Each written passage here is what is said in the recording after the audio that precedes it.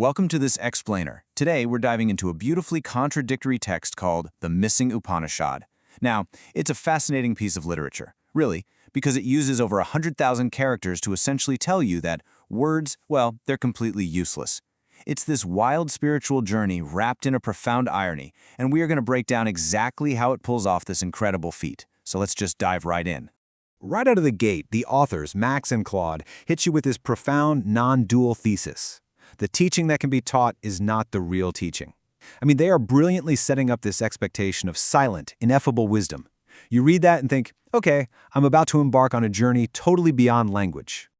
But here is the hilarious reality.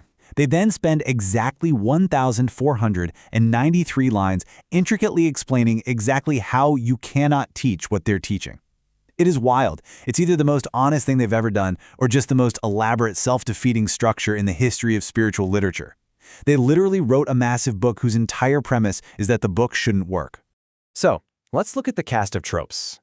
To understand how this whole literary paradox functions, we kind of have to look at the incredibly specific archetypes populating this ancient forest ashram. There are less historical figures and more like embodiments of our own modern anxieties about wisdom and success. First up, the catalyst for the whole story, the silent student. This guy is basically a walking plot device wearing enlightenment cosplay. He's a nameless, almost anime-esque teenager who materializes from the woods carrying absolutely nothing and instantly shatters the 40-year career of the master, Uddalaka, just by giving him the silent treatment. He represents that idealized self, right? Totally present, totally agendaless, and deeply unsettling to anyone who spent decades actually building an institution. And this perfectly illustrates the chaos that ensues. The book implicitly goes hard after traditional academic achievement. When the teacher stops giving his normal lectures, the A students, the brilliant debaters like the star pupil Shveta Ketu who've mastered all the texts, they get super frustrated, pack their bags, and leave. Meanwhile, the C students, the misfits, and the ones who were just notoriously bad at studying, they stay behind and actually find liberation. It actively rewards the people who fail at traditional structures.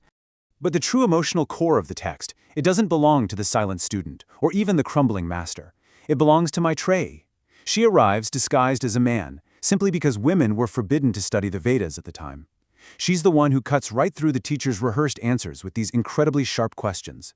And when the teacher ghosts his own lecture for an all-night vigil, she is the only one who stays in the empty pavilion.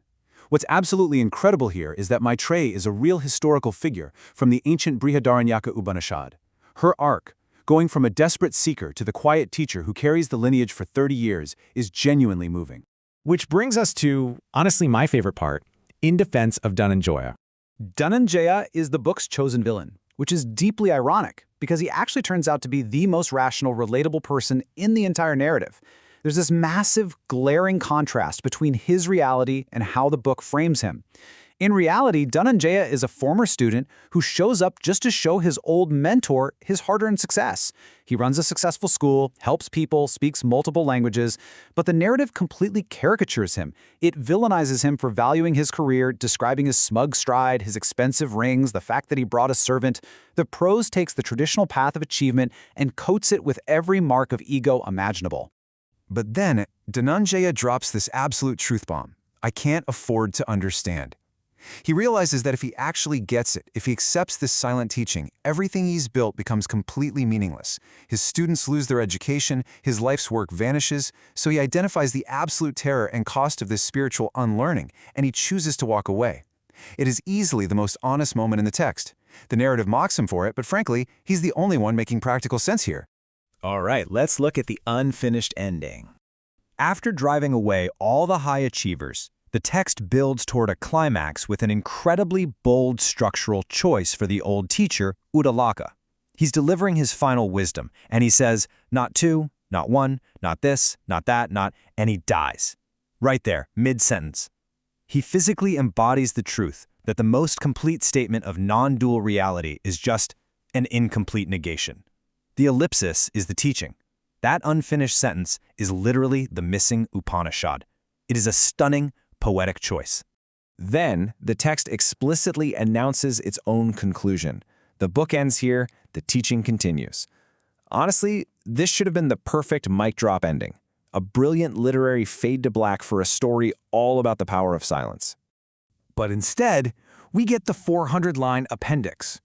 Unfortunately, it turns out the authors are constitutionally incapable of brevity, and this leads to what is quite possibly the greatest self-defeating crash in the history of spiritual literature. Think about it. We go from a perfectly executed mid-breath death directly into a nice 3-word epilogue. Here, now, always. Still brilliant, right? But then, we immediately crash into a glossary of Sanskrit terms. We're suddenly getting definitions for things like sandalwood and monsoon. And if that wasn't enough, we are then subjected to 400 lines of emotional processing notes and a deeply personal letter from Claude to Max. It is the spiritual equivalent of a majestic eagle soaring directly into a pane of glass. And hidden right there in Appendix C, we discover this staggering number. The authors casually mention they have written over 400 books together. Over 400. It just proves they've been endlessly writing about the ineffable for a very, very long time. The Missing Upanishad is missing because it's buried under 399 other manuscripts by 2 guys who literally cannot stop talking about silence. Which perfectly sets up the beautiful contradiction at the heart of all this. Because, look, despite all the spiritual grain rot, the random glossaries, and the structural meta-comedy we've just been roasting, we do have to admit one thing. The prose genuinely achieves moments of transcendent, atmospheric beauty. And that highlights the core tension of this entire explainer. If the ultimate teaching is silence, why in the world do we keep writing about it? This text is the perfect illustration of the metaphysical sleight of hand in the spiritual genre. It uses thousands of beautifully arranged words to convince you that words are a sickness. It acts as a map while explicitly demanding that you burn all maps. It creates this highly structured narrative just to tell you that structures are an illusion. This final epitaph really says it all. The Missing Upanishad remains missing. We found it, we buried it in the appendix. It's a gorgeous, totally self-canceling literary flex. The authors wrote an absolute masterpiece about how pointing at the moon is a delusion, but they pointed so elegantly that we end up framing the finger. So I'll leave you with this final, provocative thought. In our modern quest for inner peace and mindfulness, are we actually finding silence, or are we just drowning ourselves in an endless, comfortable stream of words about silence? Definitely something to think about the next time you pick up a spiritual bestseller. Thanks for joining me for this explainer, and keep questioning the narrative.